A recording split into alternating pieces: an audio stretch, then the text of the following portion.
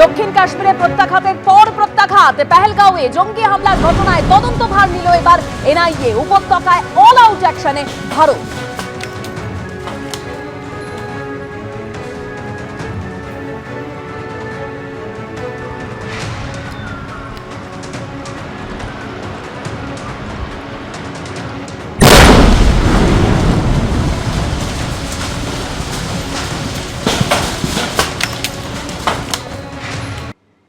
কাশ্মীরে জঙ্গি হামলা, কলকাতায় নিহতের বাড়িতে এনআইএ। বৈষ্ণবঘাটা লেনে বিতান অধিকারীর বাড়িতে এনআইএর আধিকারিকরা। গতকাল আপনারা জানেন সমীর গুহর বাড়িতে গিয়ে পৌঁছয় এনআইএর আধিকারিকরা। আজ বিতান অধিকারীর বাড়িতে কথা বলবো। আমাদের সঙ্গে রয়েছেন আমাদের প্রতিনিধি আবির দত্ত।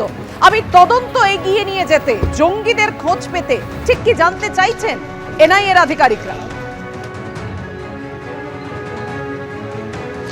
দেখো, আমরা দেখেছি যে সিকিউরিটি ফোর্সের তরফ থেকে একের পর এক জঙ্গিদের যে জায়গায় তারা থেকেছিল বা তাদের বাড়ি, সেইগুলো একের পর এক সেগুলোকে কিন্তু নষ্ট করে দেওয়া হচ্ছে। এবং এরপর যেটা তদন্তকারীরা জানতে চান যে এই ঘটনায় যারা উপস্থিত ছিল তারা কারা এবং তারা কোথায় রয়েছে। ইতিমধ্যে বেশ কয়েকটি স্কেচ সামনে এসছে, ছবি সামনে এসছে, কিন্তু আরও বিস্তারিত তথ্যের প্রয়োজনীয়তা রয়েছে। সেই জন্য যেখানে আমরা দাঁড়িয়ে রয়েছি ঠিক এই যে নাকতলার এই যে বাড়ি বিতান অধিকারীর বাড়ি, এর আগে আমরা দেখেছি যে গতকাল বেহালাতে সেখানে সমীর গুহর বাড়িতে, সেখানেও জাতীয় তদন্তকারী সংস্থার 3 জন প্রতিনিধি তারা এখানে আসেন, আধিকারিকরা। তার মধ্যে একজন মহিলা অফিসার রয়েছেন এবং মহিলা অফিসার গতকালকের মতন যেমনটা আমরা দেখেছি যে সমীর গুহর তার কন্যা এবং স্ত্রীর সঙ্গে তারা বয়ান রেকর্ড করেছেন কথা বলে। আজকেও কিন্তু যেটা জানা যাচ্ছে বিতান অধিকারী স্ত্রীর কাছ থেকে তারা বয়ান রেকর্ডের প্রক্রিয়া চালাচ্ছেন। মূলত এই যখন ঘটনা ঘটে সেখানে আই উইটনেস হিসাবে অন্যতম বিতান অধিকারীর স্ত্রী, তিনি সেখানে উপস্থিত যখন ছিলেন, কি কথোপকথন হচ্ছিল, তখন জঙ্গিরা কি কথা বলছিল এবং কতজন সেখানে উপস্থিত, তাদের মুখ ঢাকা অবস্থায় ছিল কিনা, আর যদি তাদেরকে দেখা যায় তাদের মধ্যে কাউকে, সেই বর্ণনা পাওয়ার চেষ্টা চালাচ্ছেন তদন্তকারীরা।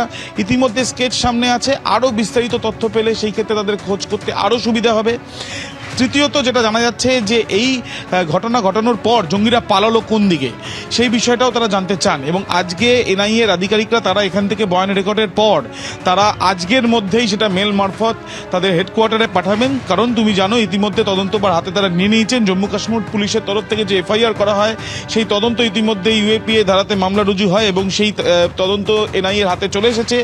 এবং তার সঙ্গে সঙ্গে এনআইএর দিল্লি ব্রাঞ্চ, জম্মু কাশ্মীর ব্রাঞ্চ এবং যেমনটা আমরা দেখছি যে কলকাতা ব্রাঞ্চের তরফ থেকেও তৎপরতা।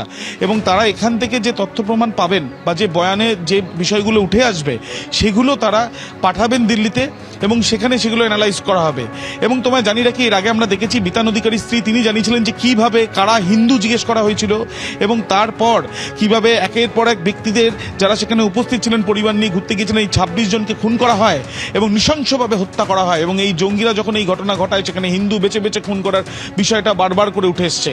বিতান অধিকারী স্ত্রীর কাছ থেকেও সেই বয়ান থেকে আরও বেশি করে বিষয়টা স্পষ্ট হবে বলেই আশা করছেন জাতীয় তদন্তকারী সংস্থার আধিকারিকেরা। ধন্যবাদ তোমায়।